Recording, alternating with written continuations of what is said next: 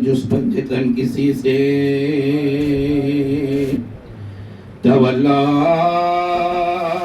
نہ چاہیے غیر خدا کسی کا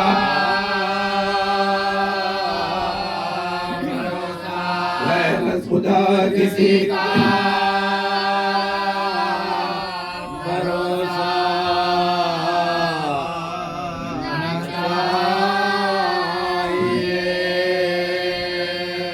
در پہ بیٹھ کر ہے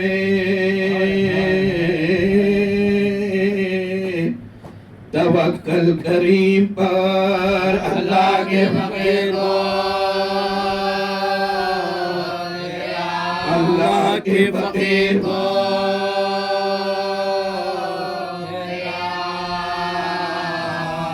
نہ چاہیے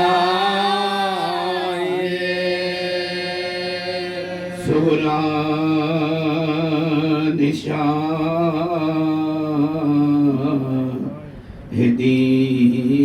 شاہدی کو لکھا خط تو بھیجیے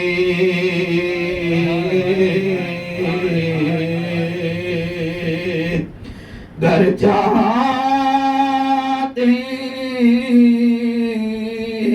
نہیں ہمیں اچھا نہ چاہیے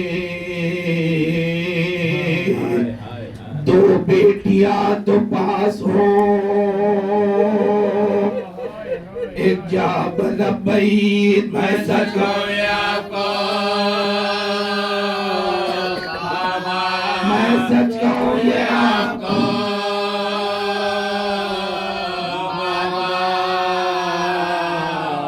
نہ چاہیے کہتی تھی فضا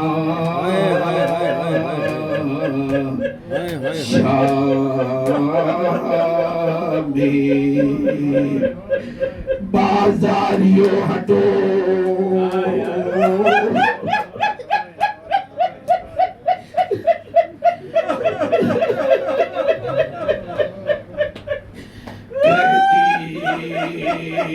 تھی فضا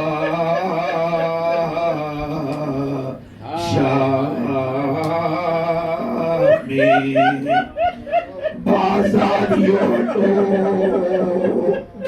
آلے رسول پر ستم ایسا نہ چاہیے ارے یہ کون بیبیاں ہے تجھے کچھ خبر نہیں زہرا کی بیٹیوں کا زہرا کی بیٹیوں کا زہرا کی بیٹیوں کا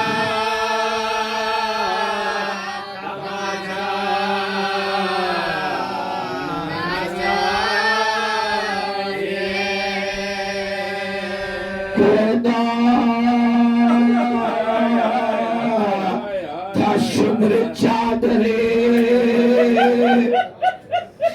بیووں کی چھینو ایسے گناہگار کو ایسے گناہگار کو ایسے گناہگار کو پردہ نہ چاہیے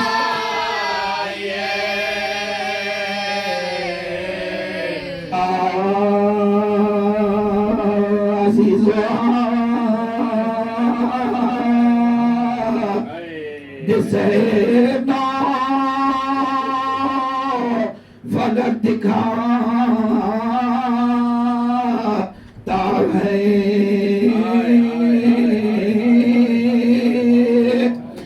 حرم کا قافلہ پیش یزید جاتا ہے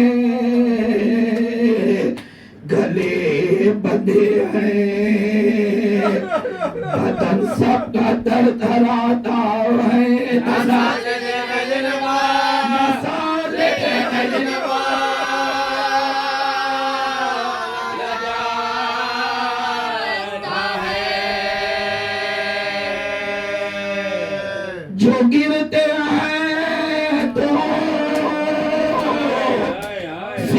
گنگا نیز ماتے ہیں بولو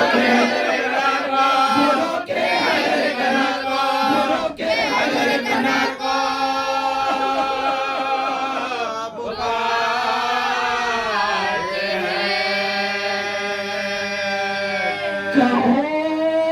اسیروں کا سب حال یہ مجال ہے کیا پہاڑ بننے کا مضمون ہے دست بستہ کھڑا ہوا ہے بیڑیوں سے بس کے غلغلہ پیدا ارے بطول خلد میں حیدر کو دے رہی ہے صدا بلند کرتی ہے فریاد یا علی زینب چلو یزید کے دربار میں چلو یزید کے دربار میں چلو یزید کے دربار میں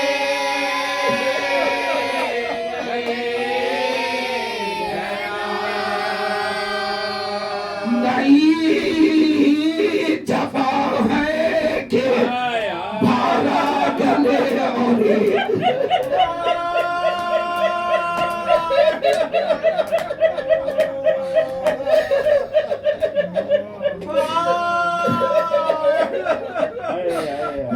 نہیں جفا ہے کہ بارہ گلے اور ایک رسم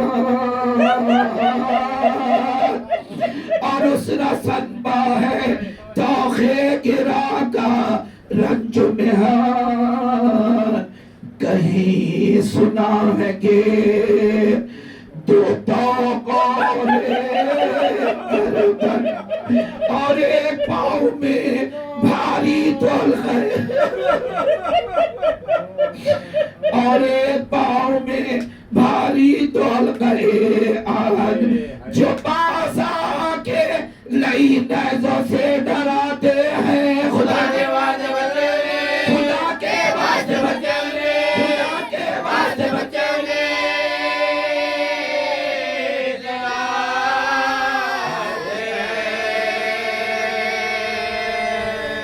جبائرہ کے کہنے میں کاپتی ہے زبان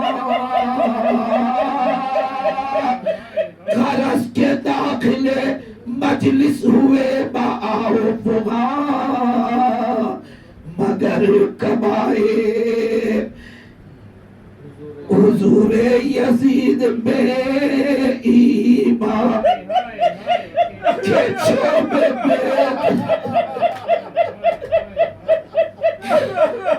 مگر کبائے حضور یزید میں ایمان کہ چھوڑ پہ تھی عرشا کے لبوں کہ چھوڑ پہ تھی عرشا کے لبوں دملا چھڑی تو ایک تھی پر ظلم تو نمایاں تھے بزیر جو کرے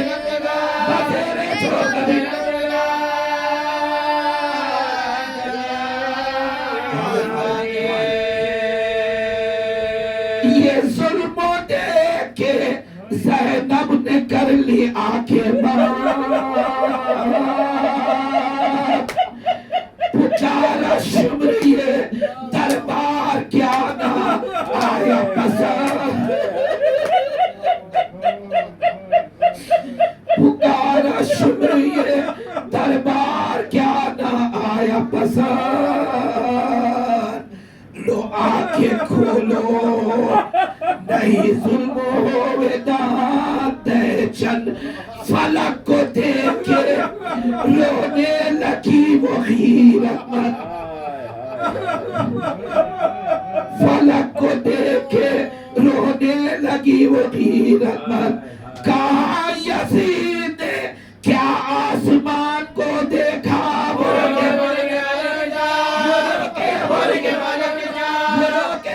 کے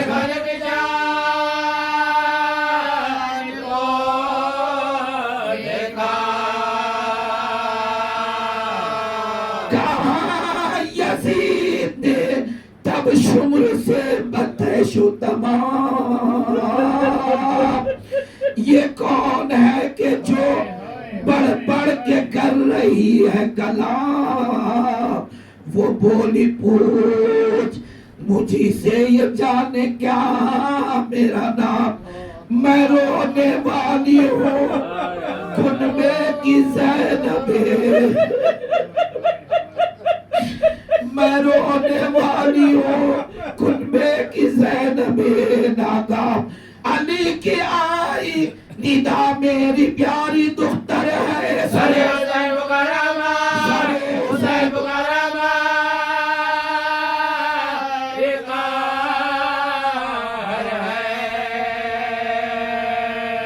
یزید جائزہ پھر قیدیوں کا لینے لگا،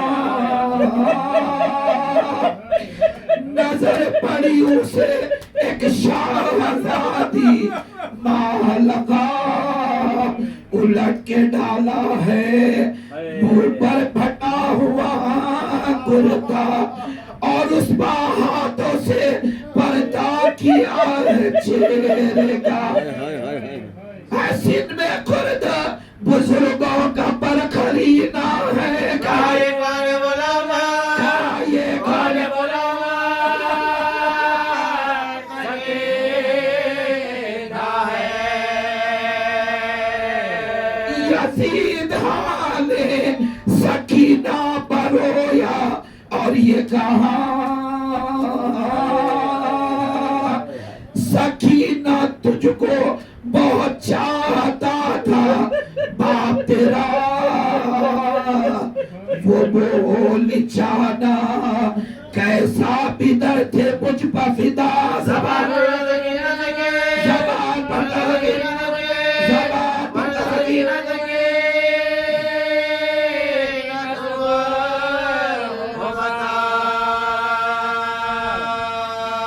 سناتے تھے مجھے شبیر اپنے داما میں، اور اب تو خاک پر سوتے رو، اور اب تو خاک پر سوتے رو، اور اب تو خاک پر سوتے رو،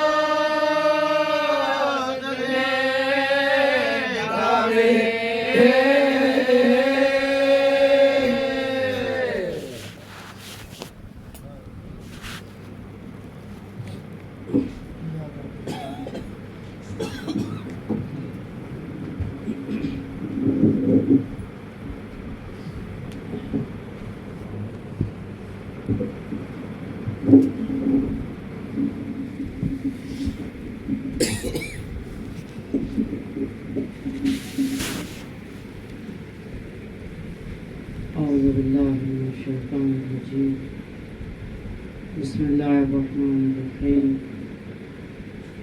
الحمد لله الذي هدانا لهذا وما كنا لنهتدي لولا أن هدانا الله، لقد جاءت رسول ربنا بالحق، الصلاة والسلام والتحية والإكرام مولانا ومولا الثقلين جد الحسن والحسين أبي القاسم محمد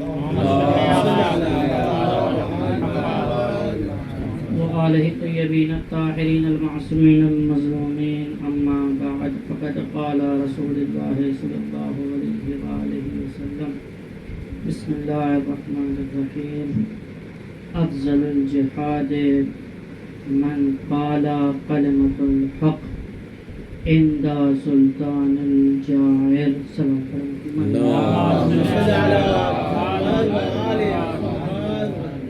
عزیزان محترم،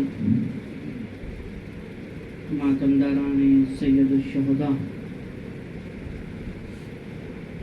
یہ ایام دردناک اور تصورات کے ہیں۔ خطیب اول سے مرثیے میں آپ نے مصائب سماعت فرمائے کہ اہل حرم کو کن راستوں سے، کس طریقے سے، کس حالت میں گزارا گیا۔ آپ لوگ مسلسل داخل اہل حرم کی مجلسیں کر رہے ہیں، مصائبوں پہ گریہ کر رہے ہیں، اور واقعاً یہ وہ ایام ہیں اور وہ حالات درپیش آئے ہیں کہ جس پہ جتنا گریہ کیا جائے کم ہے. حق ادا نہیں کر سکتے ولو حق ادا کرنے کی کوشش کر سکتے ہیں. لیکن عزیزو انہی منازل میں جہاں پر مصیبتیں ہیں وہاں کردار اہل بیت علیہ السلام بھی بہت اہمیت کا حامل ہے. یہ جو داخلہ دربار ہے، سب سے پہلے یہ داخلہ ہوا کہاں؟ بہت سارے آپ حضرات سے مخاطب نہیں ہوں کیونکہ الحمدللہ آپ سب جانتے ہیں، لیکن ہمارے مذہب میں، ہمارے قوم میں خاص کر نوجوانوں کے طبقے کو صرف اتنا ہی پتہ ہے کہ داخل اہل حرم ہے، کوفے میں ہے، شام میں ہے، کہاں ہے، اس سے واقفیت نہیں ہے. اسی لیے لہٰذا یہ ہے کہ میرے کمسن بھائیوں کے ذہن میں یہ رہے کہ یہ جو یکم صفر ہے یا 29 محرم سے یہ جو مجالس سے ہو رہی ہے یہ داخلہ کوفہ ہے. کوفے میں دربار یزید میں یہ داخلہ ہے. تاریخ میں ملتا ہے، مؤرخ لکھتے ہیں کہ اگر یزید بعد از کربلا، بعد از عاشورہ اہل بیت علیہ السلام کو اسیر کر کے خاموشی سے لے کر چلا جاتا تو شاید جو آج ہم تک کربلا پہنچی ہے نہ پہنچتی. من گھڑت کہانیاں بنا سکتا تھا، جو چاہے وہ بیان کر سکتا تھا، لیکن خود جو ہمارے پاس محاورہ استعمال ہوتا ہے کہ اپنے آپ سے اپنے پیر پہ کلاڑی مارنا، یزید نے یہ کردار خود اپنے پیر پر اپنے ہی ہاتھ سے کلاڑی ماری کہ اہل حرم کو کوچا بکوچا پھرا کر یہ ظاہر کیا کہ یہ کون ہے. اور چونکہ اہل بیت کا گھرانہ ہے، وقت سے استفادہ کیسے اٹھایا جاتا ہے ان سے بہتر کوئی نہیں جانتا. اتنی مصائب کے بعد، اتنی مظلومیت کے بعد، اتنے ظلم و ستم کے بعد اہل بیت علیہ السلام کے گھرانے نے اپنے آپ کو آمادہ کیا کہ کس طریقے سے حسینیت کو تا قیامت زندہ رکھنا ہے. جہاں پر ضرورت پڑی کردار کی وہاں کردار سے بتایا، جہاں ضرورت پڑی خطبات کی وہاں خطبات بیان کر کے بتایا. اور اس دربار میں اکثر و بیشتر ہمارے پاس 2 خطبے ملتے ہیں، یا خطبہ جناب زینب یا خطبہ جناب سید سجاد. لیکن اس دربار میں تاریخ میں 4 خطبے ملتے ہیں. ایک خطبہ جناب زینب، جناب زینب کے بعد جناب ام کلثوم کا ایک خطبہ ہے، جناب ام کلثوم کے بعد جناب فاطمہ کبریٰ کا ایک خطبہ ہے، اور پھر چوتھا خطبہ چوتھے امام، امام زین العابدین علیہ السلام کا. اور ان 4 خطبوں میں نہ ان لوگوں نے اپنی مصیبتوں کو بیان کیا، نہ اپنی اذیتوں کو بیان کیا کہ ہم پہ کیا ظلم ہوا ہے، کیا مصیبتیں ہم پر ٹوٹی ہے، یا ہم بے ردا ہے، ہم بے مکنا و چادر ہے، ہمارے عزیزوں.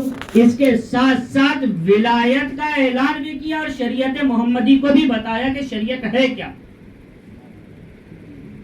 یزید نے جو دربار کو سجایا تھا وہ اس عنوان سے سجایا تھا کہ میں تو چونکہ فتح حاصل کر چکا ہوں، میں جیت چکا ہوں. تو تاریخ کہتی ہے کہ بہت بڑے بڑے امیر اور تاجر لوگوں کو، بہت علماء کو، دانشوروں کو اس نے اپنے دربار میں بلایا تھا تاکہ اپنی جیت کا اعلان کر سکے. دربار بھرا ہوا ہے. اور اپنی مدح سرائی کے لیے شاعروں کو بھی بلایا تھا. یہ خطبہ سب آپ لوگوں کے ذہن میں بس اشارتاً، کیونکہ کثرت مجالس ہے اور نہ ہی دامن وقت میں اتنی گنجائش ہے کہ میں ایک ایک خطبے کو یا ایک ایک لائن کی تشریح کر سکوں. اشارتاً کر کے جو ہے نا گزر جانا. کردار اہل بیت علیہ السلام دیکھیے، اتنی اذیت سہنے کے باوجود بھی، اچھا صرف یہی نہیں، ظالم بھی جانتا ہے کہ ان کا کردار کیسا ہے. چونکہ جب دربار سجا ہوا تھا اور یزید ملعون کی مدح سرائی ہو رہی تھی تو جناب سید سجاد نے کہا کہ اے یزید، کیا اجازت ہے کہ میں تیرے اس لکڑیوں کے انبار پر آ کر کچھ کہوں؟ لیکن ایک ایک جملہ سید سجاد کا، امام کا ایک جملہ بہت زیادہ جو ہے نا اپنے اندر پوشیدہ رکھتا ہے خزانوں کو. یہ جملہ صرف اس لیے نہیں تھا کہ اس کی ممبر کی حقارت کرنا تھا. جو عام طور سے ہم پڑھ کر گزر جاتے کہ سید سجاد نے کہا کہ ان لکڑیوں کے انبار پر آ کر میں کچھ کہوں، یہ صرف اس لیے نہیں تھا کہ اس کی توہین کرنا تھا. سید سجاد گویا یہ بتانا چاہ رہے تھے کہ جس ممبر سے حق گوئی اور ولایت کا اعلان نہیں ہوتا وہ ممبر نہیں ہوتا. عجیب کیفیت ہے اہل بیت کی. ممبر بنانے پر آئے تو اونٹ کے کجاووں کا ممبر بنا لے، اور اگر ممبر نہیں ماننا ہے تو پھر ممبر کو بھی ممبر نہیں مانتے.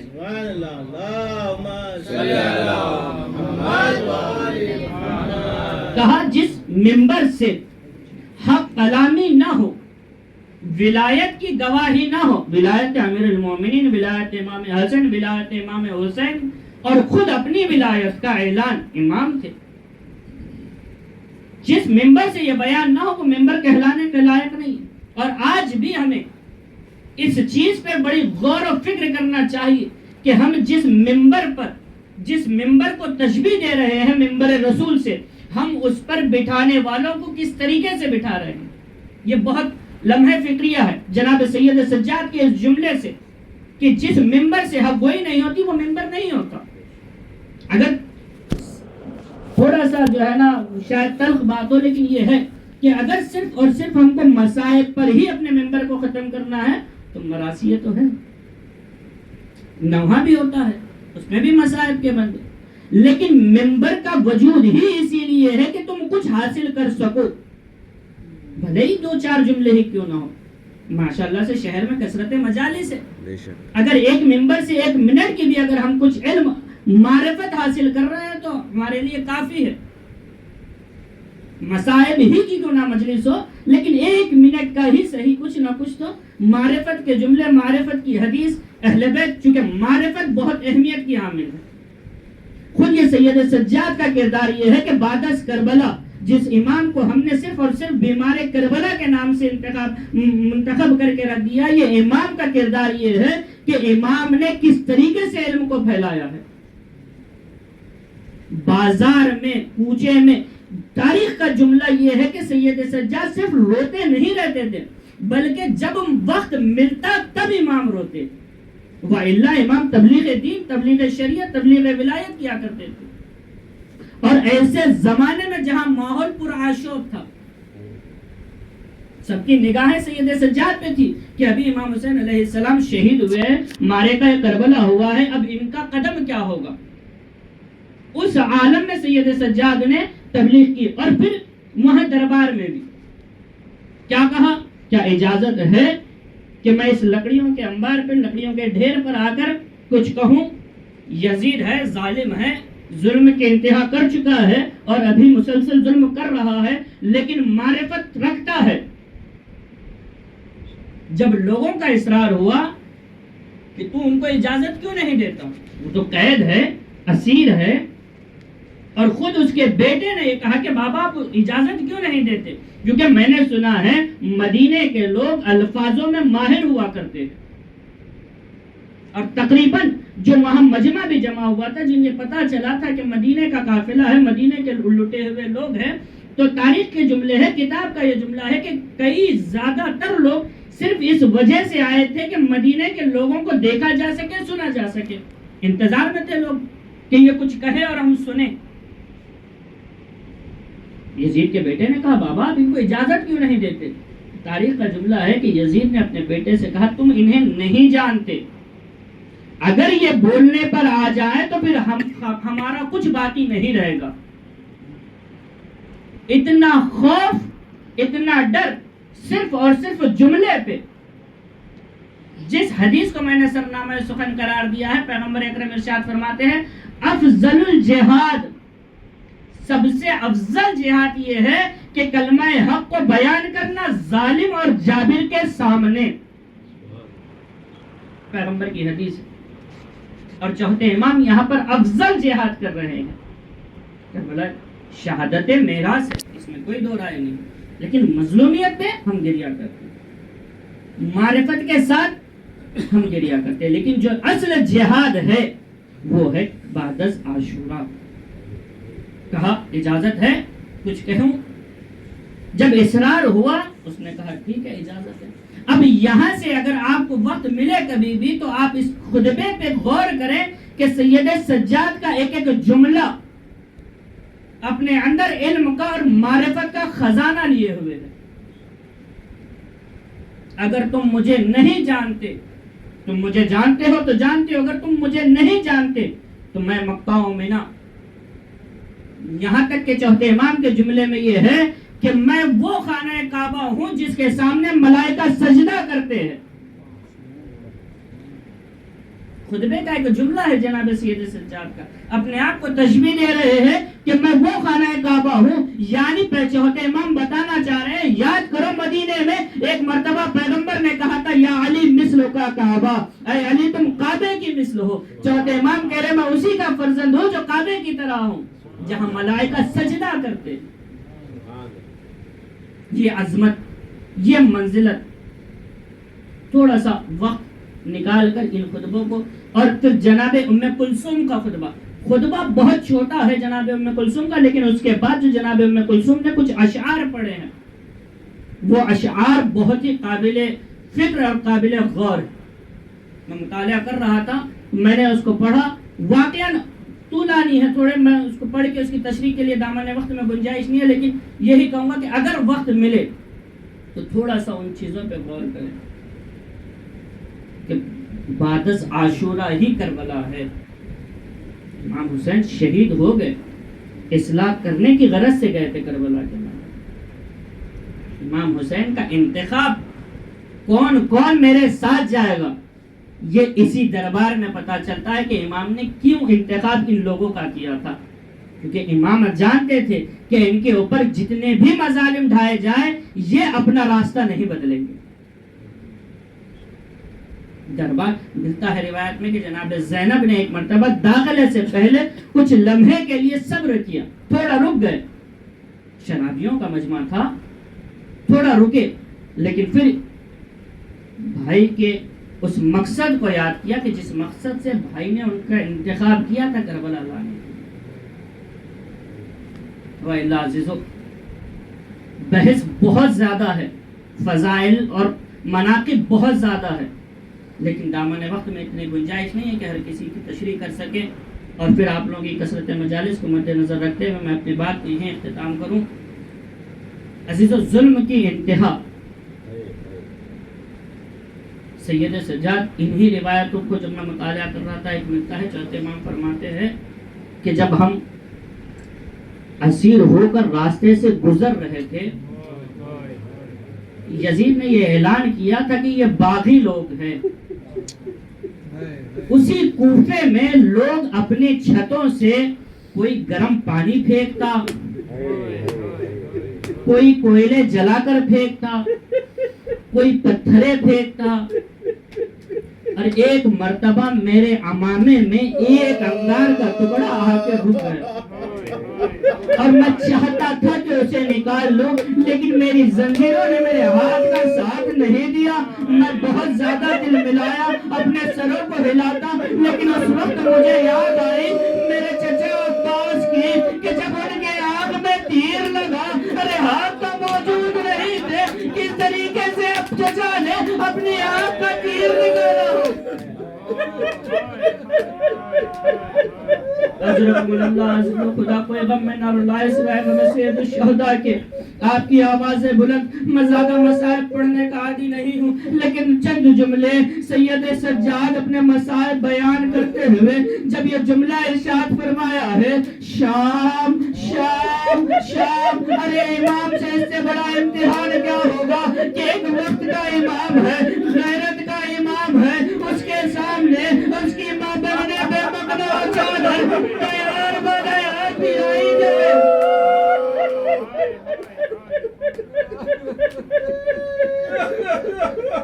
عزیزو، رشتے میں فطرت انسانی یہ ہے کہ بھائی اور بہن کی محبت بہت زیادہ مشہور ہے. سید سجاد، بھائی بہن کی محبت بہت زیادہ مشہور ہے. شہزادی زینب، امام حسین کی محبت مشہور ہے، لیکن یہ سفر میں ایک اور بھائی ہے سید سجاد، ایک بہن ہے جناب سکینہ. ارے بھائی کڑیوں میں ہے، بہن تماچے کھا رہی ہے، بھائی لاچار میں دیکھ رہا ہے کہ بھیا مجھ پر ظلم ہو رہے ہیں.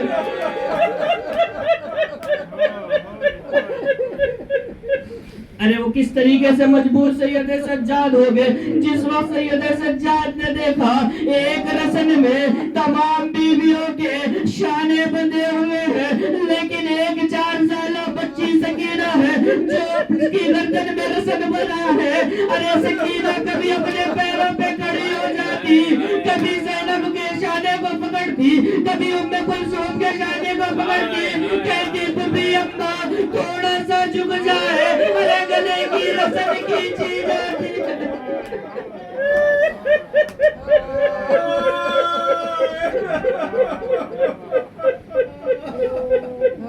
یہ قافلہ گزرا. ایک چھوٹی سی روایت اور آپ لوگ کی زحمتوں کو تمام کروں گا. عزیزوں سب نے واقعہ سنا ہے جناب شہربانو کا. جناب شہربانو وہ بی بی ہے جس نے جو کنیزی تھی جناب چوتھے امام کی والدہ کی مہر کے ساتھ آئی تھی. جب یہ مہر میں آ رہی تھی جناب شیرین کو آزاد کر دیا گیا تھا. آزاد کر دیا گیا تھا. جناب شیرین کہتی ہے کہ بی بی میں آزاد ہونا نہیں چاہتی. وہ مالکہ کہتی ہے, جناب شہربانو کہتی ہے میں سب کو آزاد کر رہی ہوں. جناب شیرین نے کہا بی بی میں آپ کی اولاد کے صدقے بی بی مجھے رہا نہ کرے, میں وعدہ کرتی ہوں خدا آپ کو جو بھی اولاد دے گا میں اس کی غلامی میں آؤں گی. تاریخ ملتی ہے کہ جب سید سجاد دنیا میں آئے یہی شیرین تھی جس نے چوتھے امام کے قدم کو اٹھا کے اپنی پیشانی میں رکھا, بوسہ دیا. اور تاریخ کہتی ہے کہ زندگی بھر جب تک جناب شیرین چوتھے امام کے ساتھ تھی کبھی قدموں سے نظر نہیں ہٹاتی اور ہمیشہ قدموں کی تعریف کرتے رہتی. لیکن ایک مرتبہ وہ منزل آئی جب سید سجاد شیرین کے دربار میں پہنچے اور اپنا تعارف کرایا. شیرین پہچان میں سید سجاد. شیرین نے چوتھے امام کے پیروں پہ نگاہ کی, کہا یہ وہ پیر رہی ہے جسے شیرین بوسے دیا. کہا شیرین ہم پیر ظلم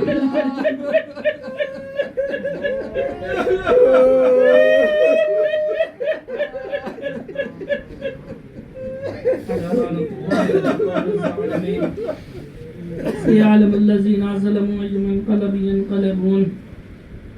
اللهم لعن قتلة الحسين وأولاد الحسين وأصحاب الحسين ورضيت به ماتم حسين.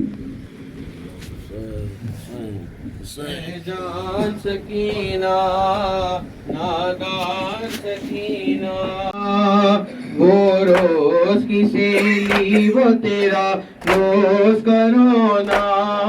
بس آج سے زندان سنسان سکینہ, بس آج سے زندان سنسان سکینہ. یہ ہاتھ جو کانوں پر رکھی ہوئی بی بی, یہ ہاتھ جو کانوں پر رکھی ہوئی بی بی, دکھتے ہیں ابھی تک ہو کیا کان سکینہ, دکھتے ہیں ابھی تک ہو کیا کان سکینہ. اٹھتی نظر آتی نہیں یہ نیند کیسی, اٹھتی نظر آتی نہیں یہ نیند کیسی. یہ خواب تو کرتا ہے پریشان سکینہ, یہ خواب تو کرتا ہے پریشان سکینہ. دیکھو تو اٹھو خیر میں ہے اس کا یہ ماتم, دیکھو تو اٹھو قید میں ہے اس کا یہ ماتم. بانو تیرے سنین کے قربان سکینہ, بانو تیرے سنین کے قربان سکینہ. 2 گز کا کفن بھی تمہیں ماں دے نہیں سکتی, 2 گز کا کفن بھی تمہیں ماں دے نہیں سکتی. زندان میں بانو ہے پریشان سکینہ, زندان میں بانو ہے پریشان سکینہ. جان سکینہ نادان سکینہ, شام کے زندان کی مہمان سکینہ. سکینہ شام کے زندان کی مہمان سکینہ رسول پوچھا بازار زہرا کی بیٹی شام کا دربار یا علی زہرا کی بیٹی شام کا دربار یا علی ابا جب تک کو اطمینان خالق کے بعد بھائی کا تھا ایک نگاہ پار بے آس ہو گئی جو گرا اور کا نگاہ اب کیا ہو مر گئے جو علمدار یا علی اب کیا ہو مر گئے جو علمدار یا علی بھیا جو مر گیا ہے تو بہنا اداس ہے جیون نراش ہو گیا من بدحواس ہے آشائیں مٹ چکی نہیں جینے کی آس ہے بھائی کی موت درد